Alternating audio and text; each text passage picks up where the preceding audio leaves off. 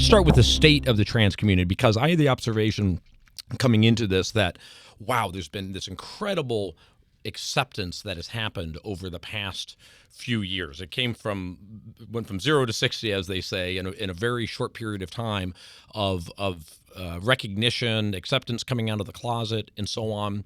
But then when we were reading all the comments to the Sophia Hutchins interview that happened on TMZ, and 99% of them were haters and very just negative towards trans in general and negative towards her and so on, it really dawned on me that, maybe things haven't moved as far as I thought they had moved.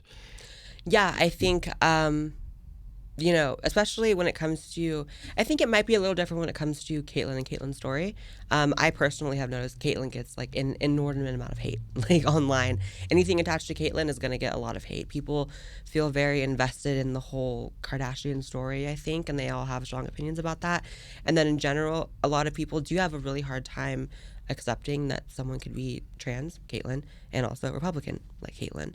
And I think just it's a perfect storm of hate, because the reality is, for her and for myself, we meet at this intersection of like right-wing commentary and being trans. So on the trans side, everyone on the left who may, accept you for being trans hates you because you have your politics, right? And then people on the right side, a lot of the times too, have negative opinions about trans. So it's like both sides. You're caught in the middle for sure. Yeah, well, I'm sure the Caitlyn element is part of it, but there also does seem to be a general kind of distaste for transgender. I got to say, as far as our show goes, in just talking with friends of mine and so on, that I thought would enjoy this subject matter. There's a lot of people that are just turned off by it, just don't want to hear about transgender at all. Yeah, I think it's twofold. I think there's people who like really don't want to hear about it, really hate it, and then there's also this fascination with it as well. And I think that attributes to my success as well. Like I feel like I fall in the fascination camp. Yeah. And I think that some people ask me like, well, how big a part of your brand or your success is being trans? And I used to be like, none. It's just me. It's all me. But I'm like, no. People's fascination with it does give a window into it. So I think it's twofold. I would imagine perhaps you get fewer haters because you are so out front and open and casual about it and don't seem to be uptight about it. Yeah. Honestly, there is a large portion of people who hate me, but what side are they on though? Both sides, honestly. It could be, a right-winger who hates trans people, or it can be a left-winger who hates right-wing people, because I kind of fall into both. But I do get a lot of love, too. The receptions to my videos usually are overwhelmingly positive.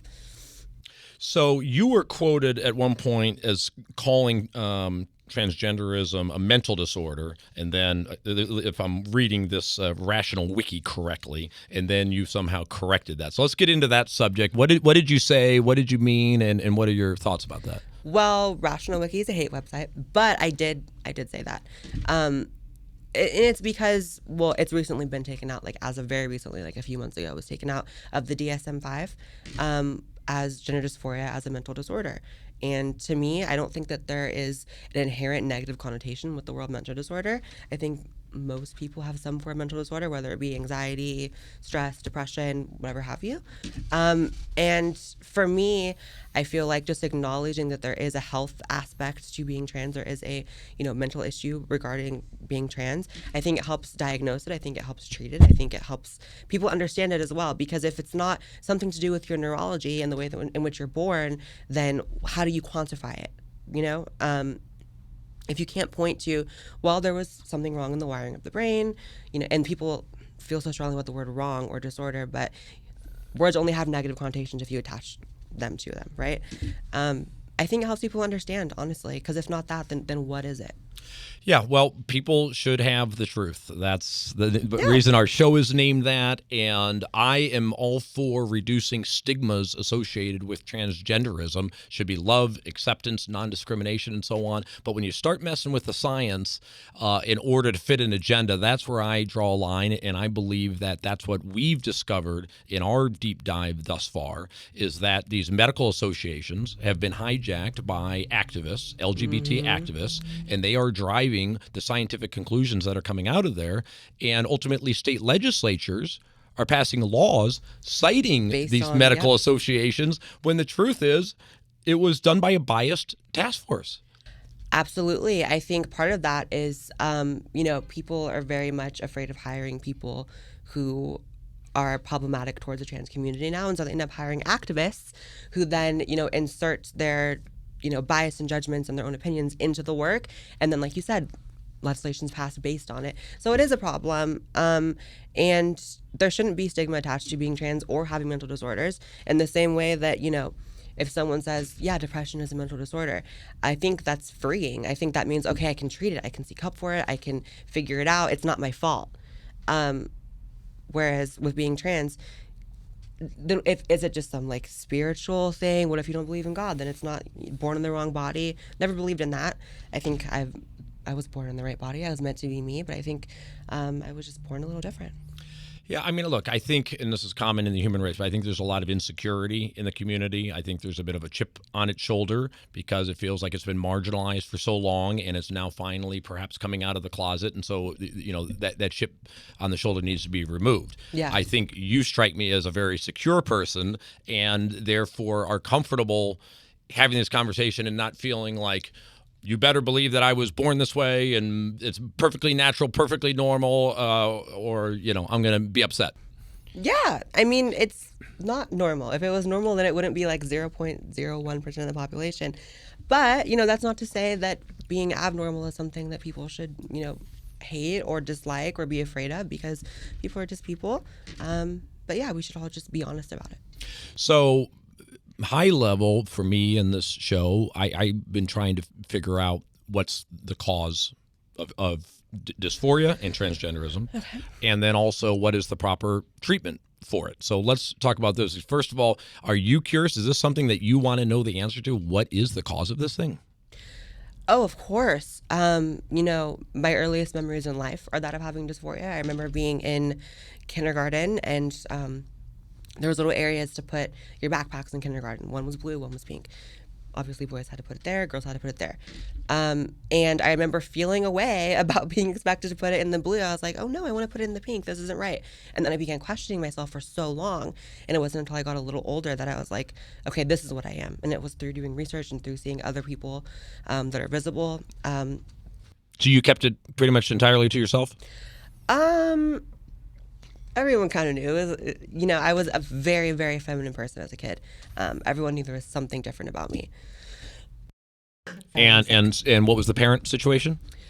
My parents had a really hard time accepting it. Not in a way to where they would disown me or take things away from me or anything like that, but they struggled with it. I remember when I was like 13 or 14, I started experimenting with makeup, and I remember my dad found my makeup box and threw it in the trash, which at the time broke my heart. Which is fine though, because now that I'm a YouTuber, companies send me free makeup. Retribution against very that. And my mom had an issue with it as well, but she was a little more open. Yeah. And so parents were together, and are they still together today? Well, my dad passed when I was 19, but they were married until he passed. Yeah. Mm-hmm. So, and ultimately, you end up transitioning at the age of about 20. Mm-hmm. 20. Yeah. So, looking back on it, based on your experience, what is it telling you? What do you think was the cause of it for you? It must. I mean, there is scientific research that shows that formations in the brain align with, the preferred gender for trans people. And so I imagine it's just the wiring of the brain when you're born. I think there are also theories about like the woman's body estrogenizing the fetus. Who knows? Mm-hmm. But yeah, I guess I spend less time thinking about why it happened as opposed to just living my life, I guess. Yeah, I mean, a number of trans people I've spoken to are just not curious about it at all. Yeah, I mean, I'm curious about it for sure. I just don't know. So one that we've been following is this possibility of early childhood trauma. Is that one that you've read about and thought much about? I have read about that. I know that there are cases of people, and these are typically the people who transition and then detransition, what I've kind of come to know from my research. And there are really, really horrible cases of abusive parents who would dress their kids up as the opposite gender when they were younger, and that leads to a lifetime of of dysphoria despite not actually being trans, and those people sometimes will dabble in transitioning and maybe go back, and that's really terrible. Don't think that's the case for me. I mean, obviously, sometimes we can hide trauma as a child, but I don't think that was the case for me. Did you seek therapy before transitioning? Yeah, I did. Not for a long time, because I'm very much one of those people who, when I know something, I just know and I just go for it. And so I went to a few therapy sessions, and they were kind of asking me questions that I'd already figured out for myself years ago. And I was like, okay, I'm just gonna go figure this out. And so I went to an endocrinologist who started doing hormone therapy, and then I started YouTube, which helped me afford surgeries, and yeah. So you're on YouTube following the whole transition. Yeah, I actually did a video documenting my surgeries, which a lot of people found interesting. It was a pretty gnarly video, a pretty graphic video, but. So gender dysphoria is whatever it is. You could call it a disorder, you could call it a condition, but it's something that people struggle with and needs to be treated. Yeah. Right? So then that begs the question, okay, what is the proper treatment? That's why I say that I think it would be nice to know what the causes of it so you can know how to treat it. Because, as I said, it does need to be treated. As much as the community likes to say it's normal and natural and so on, it's not enjoyable or fun or at all to live with dysphoria. It needs to be treated. I will tell you, it is the most miserable experience. It gets worse with age, which is why, I mean, going back to Caitlin, like, I can't imagine hiding it until 50. Could not imagine it. Or whenever she transitioned, I'm not sure of the age exactly, but I know she was older. Yeah, I remember being 19. I had moved to Michigan right before I transitioned. And in Michigan, there's limited resources. And I moved there for an ex-boyfriend, which it did not work out with. But I was there alone, basically. No family, no friends. And I remember realizing, this is prior to my transition, and I realized, like, oh my God, I have this thing I've been struggling with. I'm miserable. I can't get help here. I have to leave. And I would have just breakdowns. I'd be crying. It was terrible, thinking that I could never get to the point where I was happy. And I have now, which is amazing. But yeah, it's not fun, and it does need to be treated. And if there was a cure, this is one of the things I say about it that people sometimes take issue with. Transition is not for everyone. And people hate when I say that, but it's not for everyone. I've seen people try and fail, quite frankly. I've seen people do it and then go back. That's another big taboo in the community. But if there was an alternative, don't know what that would be. I think that would be ideal. I think that, it's a free country. People should always be allowed to do it, to transition, but there should also be an alternative, and it sucks that there isn't. Yeah, I remember I started a question with a woman who was, I would call an activist. She was a psychologist, and I said, well, can we start by just acknowledging that gender dysphoria is not something that you would wish upon your child? And she refused to agree to that. Oh, come on. That's what we're dealing with, though. And she was trans? No, not trans, but she's it's always the ones that aren't trans that speak for people who are trans. Yeah, and that's how, because she doesn't want to label dysphoria as anything wrong with it and so on. It's like, well, it used to be gender identity disorder for a reason. You certainly don't enjoy it. Right. Yeah. Well, only perhaps someone who hasn't dealt with it. Well, but let me ask you: do you wish that you had not been born with gender dysphoria? Absolutely. I mean, it's a weird question, because that's kind of like wishing that you weren't yourself, which I'm very happy with myself. But I mean, if I could eliminate the years of suffering and confusion and wanting to be something that I wasn't, absolutely. Yeah. So again, that's why I go back to, I hope we'll find the cause to it. I'm a little skeptical now, because I think the science has been hijacked, and so honest, good faith attempts to find the cause, I think, are being pushed to the side. But if we did know the cause and it was something that could be done about it, so let's say it's hormones in the womb. Okay, well, maybe there's something that can be done. That's where we know what's causing that. Right. Or maybe it is childhood trauma, and therefore we know that, hey, you need to be careful about dealing with children this way. So that may make fewer people suffer from gender dysphoria. So we agree on that. Right? Oh, absolutely. If we could reduce the number of people suffering from gender dysphoria, that would be a positive thing for the world. Yeah, I mean, let's not forget, people literally kill themselves over this.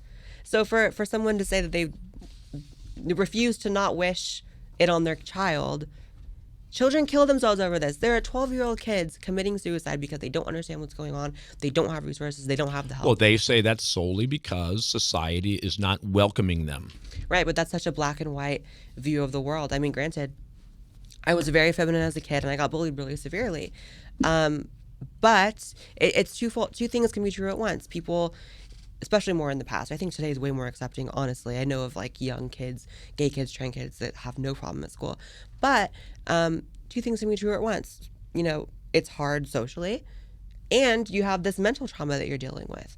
But people want to deny that one for some reason. Yeah. And I think it goes to a larger point of, I think a lot of people in life in general want to blame their problems on other people, and they want to put off their pain and their suffering and put it at the hands of other people. When in reality, sometimes it's us and the things that we're struggling with.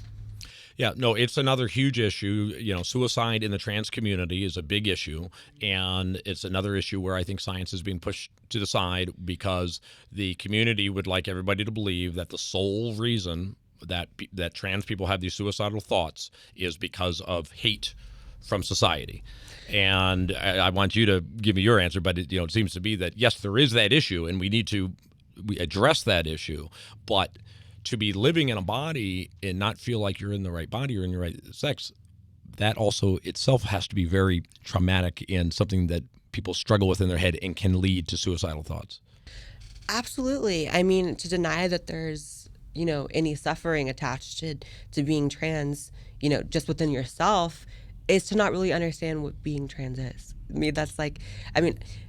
Transition is so rigorous. It is so painful. It is such an intense thing to go through that you would only go through it if you were suffering.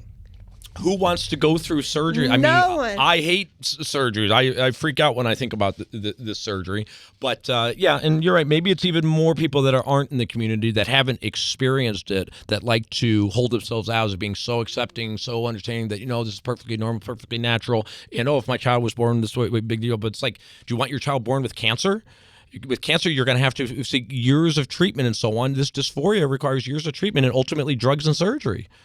Absolutely. Every transition is different. Some people don't get surgery, but yeah, the general point is that it's suffering, and to deny that is to just not really know what's going on. Yeah, and I just think the world is a better place when people speak the truth and are honest. Right? Yeah. We're all adults here. We can be loving and accepting, but also speak the truth and know the truth about it. I think that, they don't give the public enough credit that people can be that way. I think part of the reason why people don't want to talk about sort of the mental aspect of it is because they don't want to give any ammunition to people who do hate trans people. And I get it. But at the same time, that's where I go in a lot of times on my channel. I correct the excesses of the community, which is, you don't want to give people who hate trans people the right to say, oh, you have mental disorder, you're sick, blah, blah, blah. But those people will always exist. And in the meantime, you're actually hurting our community by limiting people's knowledge on the subject who want to help, who are seeking help, and who want to be an ally. Mm-hmm. Yeah, I think they think that there's this binary thing between you're either born this way or it's a choice, and that we want to make sure it's clear that you're born this way. These people aren't choosing it, and that way we should be entitled to certain non-discrimination laws and all the things that they're seeking from a legislative angle, and people should not hate on them because it's not a choice. They're born this way. And what I say is clearly it's not a choice.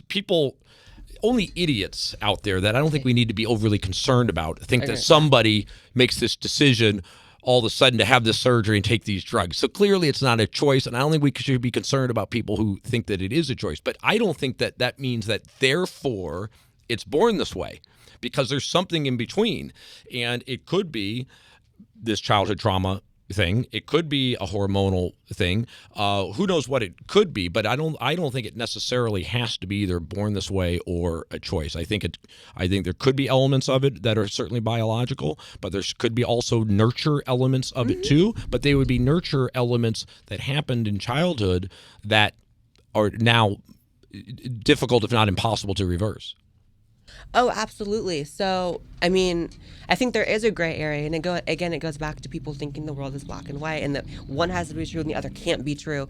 Whereas it could be both. And if I'm being honest, like maybe there is something in my childhood that caused me to maybe not be trans, but maybe push me over the edge to the point where it's bad enough that I want to transition. Because there's also varying levels of dysphoria. That's another thing I think people don't understand. I've met people who I get messages every day from people saying like, you know, I'm feeling kind of dysphoric, but not that bad. I don't know if I should transition, because some people, you know, exist in their personality wise somewhere in between perfectly masculine and perfectly feminine. And sometimes they mistake that for wanting to be trans. There's varying levels to it. And I think it's when you actually feel the need to transition is when that's when you're trans. What about sexual orientation and transgenderism? I'm really curious your take on that, because I think the science is not clear, but there are therapists, psychologists, etc., that say that gender dysphoria in childhood leads off into homosexuality. In fact, the percentage supposedly of children who suffer from gender dysphoria that end up being transgender, very low. Apparently, it's like 5 or 10% that wind up as adults being transgender. But a very high percentage of them do apparently end up being gay. So do you see transgenderism kind of on a spectrum that the same spectrum is sexual orientation? That's such a good question. I think about this all the time. But it's one of those things that for some reason doesn't translate well in a video, so I've never done a video on it. But absolutely. I have spoken with so many of my gay friends throughout life who, they may not describe it as gender dysphoria, but growing up, they were very effeminate. Growing up, that they didn't feel like they fit in with the boys, which is what I experienced as well. I think that they just experienced it on a little bit of a lesser level. And so they're comfortable just living their life as themselves and sleeping with men. For me, mine was just on a different end of the spectrum. And for mine was like, no, you know, I need to like change who I am. That's another thing people say, it's like very, very different. And it is different in the sense that like my life's path is very different from a gay man's life's path. But there's a lot of similarities when you're a kid. Mm-hmm. So your sexual orientation is you're attracted to men. Mm-hmm. So for you, that kind of spectrum thing would make sense. Mm-hmm. That, you know, I mean, as a teenager, I called myself gay because I didn't know what else to call myself. Mm-hmm. And, you know, my anecdotal experience with gay men is that they tend to be more effeminate in general. And that's just the truth. Okay, thank you. And it's funny because Sabrina disagreed with me on that, but whatever. Well, I think she may have been referring to a lot of gay men who really work out a lot and get buff and really take care of their bodies. But a lot of them are still swinging their little hips, being buff as hell. They're still, you know, you can still tell. Right. So the boy who is acting effeminate may end up being gay. One of the concerns I would have is that this movement, this transgender movement, seems to be teaching parents that when your boy is showing these effeminate characteristics, wanting to play, having all female friends, let's say, playing with girl things and this and that, they're telling the parents, you got a trans child there, better get to work. Better figure out a new name for your kid and start planning the puberty blockers. And I'm like, I don't think that that's correct. I don't either. And that's one of the things I've talked about on my channel. I guess one of my more controversial videos. I made a couple. Controversial because they're so truthful? I would say so.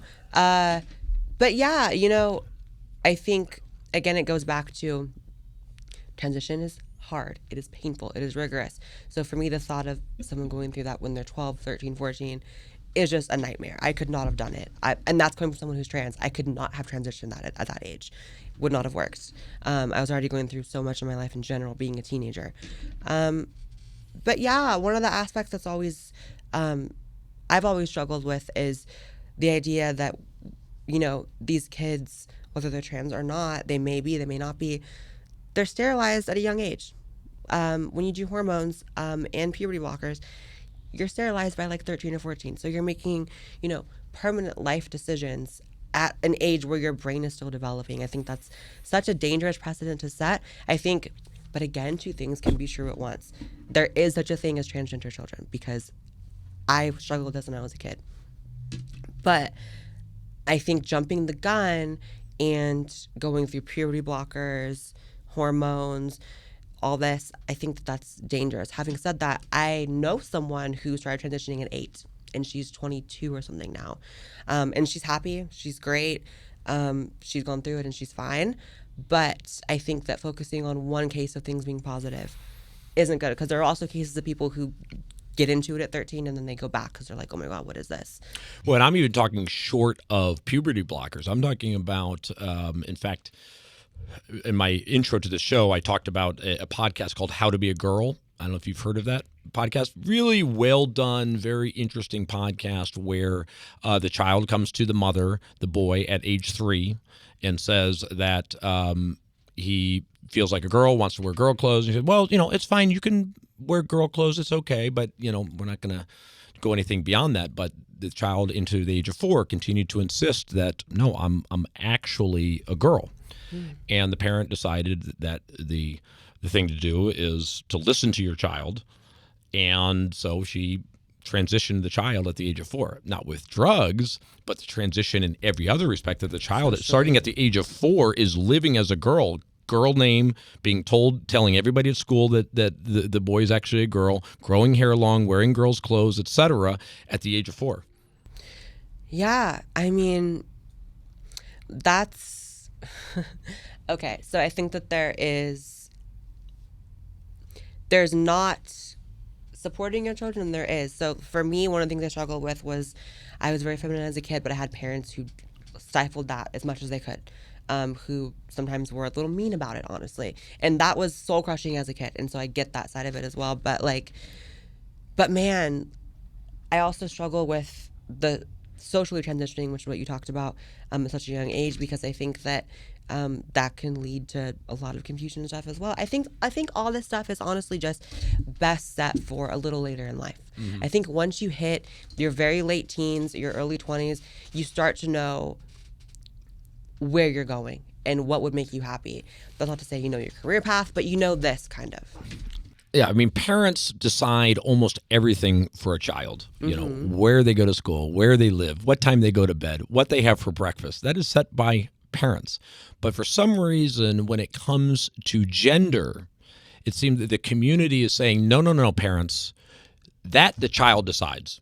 And if your 4-year-old tells you that he is actually a girl, that's the child's decision. You have nothing to say about that, and you should listen to your child and put the dress on the boy and give him the girl name. Yeah, and a lot of these parents are also emotionally blackmailed into doing it.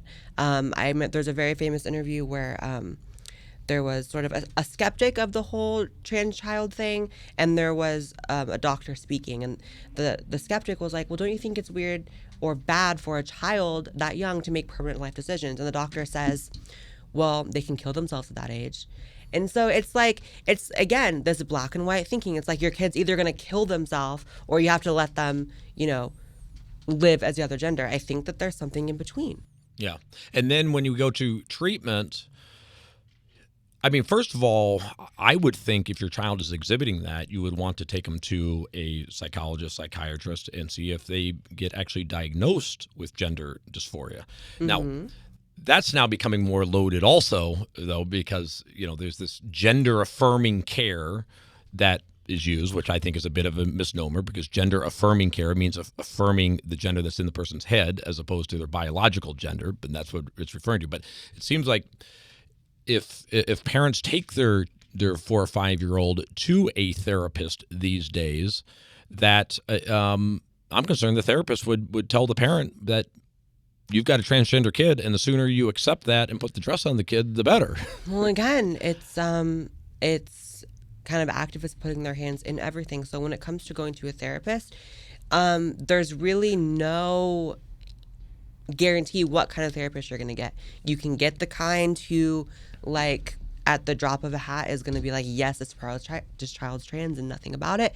And you can also get the kind that are from the 80s and 90s who ask questions that are super outdated, which was my case, honestly. I went to someone who was asking me the most ridiculous questions, I don't know, they're just very old school, do you have gender identity disorder type of questions, which I was kind of I figured this out since I was 13.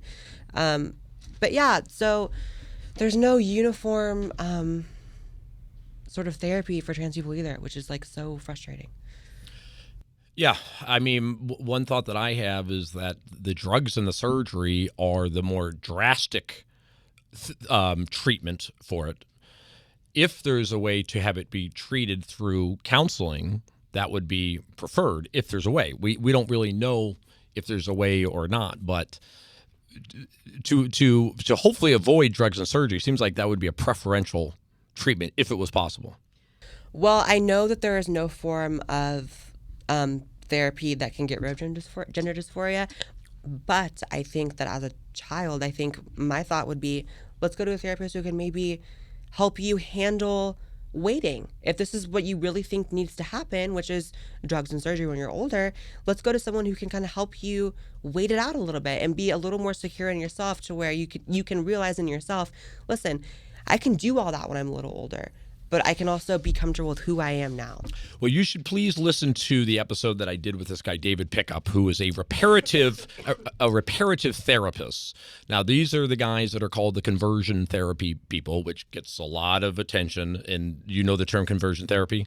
It applies mostly to gay, but it can also apply to transgender. It gets labeled as something that, pray away the gay, shame-based therapy, homosexuality is bad.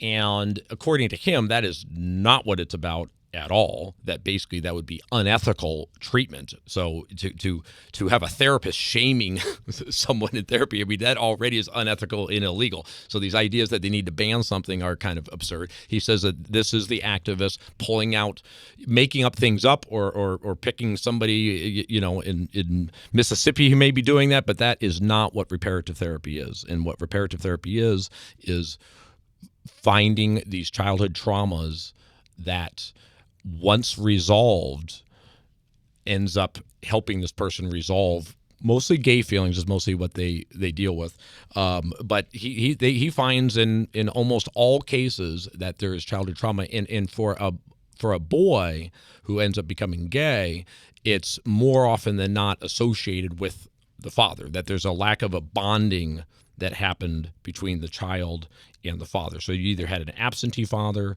an abusive father, some lack of connection between the boy and the father. And so the lack of that male closeness and male bonding then through puberty ends up turning into more of a sexual desire for men, because they didn't have that close bonding as a child. So by working through that childhood and so on, which is a very common psychological therapy principle, working through childhood traumas is, whether you're talking about alcoholism or all kinds of disorders, usually they are rooted in childhood. Mm-hmm. What these guys are saying is they think homosexuality is rooted in childhood also. Have you studied this much? Do you have an opinion on anything I just had to say? I honestly have not really looked into it. I myself have a negative view of it, just because I think, like, being gay, you're just gay, in my opinion. I think. Well, but there has to be a cause for gay. Right. And so and the science maybe isn't out. Yeah. I mean, most scientists seem to say, there are the twin studies, right? And when you look at identical twins, whether it be trans or gay, when one twin is trans or gay, more often than not, the other one is not. So from at least a DNA standpoint, we know that it's not in your DNA. Yeah, it's not DNA. Right. Yeah, I mean, honestly, I'm not the kind of person to write something off without researching it, so I have to say I haven't researched reparative therapy. I know that when it comes to being trans, I think you're saying that's more so for gay. I think when it comes to being trans, I think that, I don't know. I just don't believe there's any amount of, like, talking through it that could have made me not trans, to be honest. Yeah, well, I think it's a matter of, what exactly would be the therapy? What is your unique situation? At what age does it take place in? Because if it's true that there is something to do with childhood, then the sooner the child is being counseled regarding the stuff, the better. Because the longer it goes, the harder it is to deal with the childhood trauma. So, yeah, I appreciate you saying that, because I don't like anything being shut down simply because of political correctness or to avoid stigmas.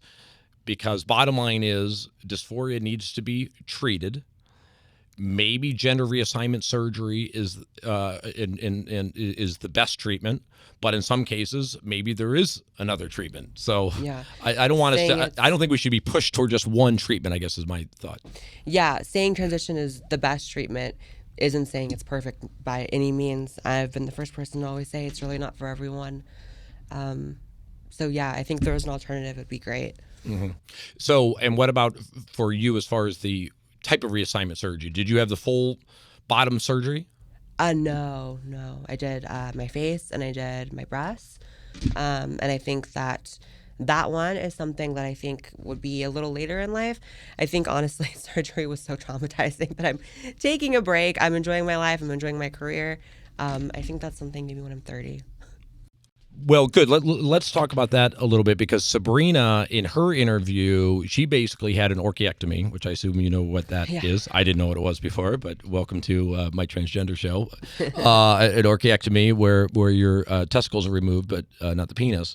And she was really strongly cautioning trans sisters about having the full surgery, just based on people that she knows that have had it, that she feels that oftentimes they rush into it thinking it's the be all end all solution. And also, frankly, that with most, if not all, insurance policies now, I think it's covered. And so she's concerned that when something is free, people tend to like things that are free. And that she's really cautioning that, hey, they're getting it for the wrong reason.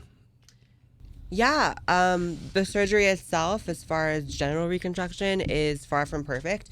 Honestly, it is at a level where it's kind of amazing what can be done, but it's far from perfect. I know people who have had complications with it as well. Myself, I absolutely, thank you so much. I absolutely would not and will not rush into it. I know people who have, and they've gone to maybe not the best surgeon, because there is a tier of surgeons as well. There are people who can do it really, really well, and then people who can just kind of not do it that well. I know personally someone who has a really, really, really perfect one, and then someone has one that might need some work. Well, yeah. I mean, it's probably not uncommon that you have to go back and back again and back again because it's not a straightforward surgery by any stretch. No, and the recovery is pretty much the most intense of any surgery you can imagine, to be honest. I mean, it's definitely something for me that needs to come a little later in life. I mean, honestly, getting my face and my breast done was a nightmare. It was horrifying. So I can only imagine. So let's tick through some more of your controversial positions. We've had a couple of them. Gender binary. They talk about whether or not there's. Well, I don't know. What is the official position of the trans community? What would they like to say about gender? I think the current consensus in the trans community is that there are a lot of things that fall under the trans umbrella, which is things like non-binary, alternative genders, things that are outside the realm of male and female or man and woman, which I've never been a super fan of. I think that there are two, and anything else is sort of it's either personality or style or characteristics, and not necessarily being another gender. Yeah, I've never been a fan of the whole. Yeah, I went back and gosh, I wish I had it in front of me because I was like, people now say, well, there's biological sex and then there's gender. And I never knew that there was a difference between the two, but it almost seemed, so I went back and looked at an old dictionary to see, because I'm thinking, oh, did this word gender get changed in some way? Because now the belief is, well, gender is how you identify yourself. There's biological sex and there's gender. And I thought, I thought you're born with your gender. So anyway, I went back in an old dictionary, and it didn't say anything about characteristics or this or that. But gender was kind of just binary. Gender means it's either this or it's that. That's what gender really means. It's either this or that. So it seems like the community's kind of co-opted this term to say that, well, no, there's two different things. There's biological sex and then there's your gender. Well, there's been an academic change of the word. I know even when I was in college, sociology classes and stuff, they make a clear distinction between the two. I personally don't really see that big of a difference. I think a lot of times what people talk about when they talk about something being of a different gender or whatever, it's like you're talking about a characteristic or a personality, whereas I don't feel that being a woman is a characteristic. I don't feel being male is a characteristic. I think it's just what you are. And I think everything else, is masculinity or femininity, which of course exists on a spectrum for everyone. Sabrina kind of resolved it as far as she says that I'm not a woman, I'm a trans woman. And I'm going to get your thoughts on that in a second, but that does seem to resolve it for me, that we can all understand that you were born a female, but you are a transgender woman now, and that's it.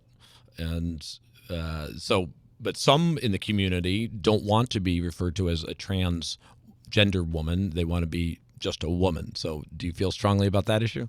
Yeah, I say the same sometimes because there just is a difference between a trans woman and a woman. I think, you know, but that's not to say that a trans woman is the same as a man, because I can't relate to the experience of being a man either.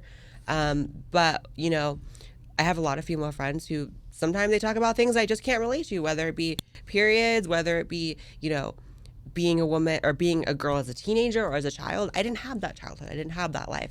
So my set of experiences is different. So, yeah, I don't have a problem differentiating because the reality is when I'm in a room with women, it is something different. It is something different. Society will treat me the same, which is very great, but there is a difference.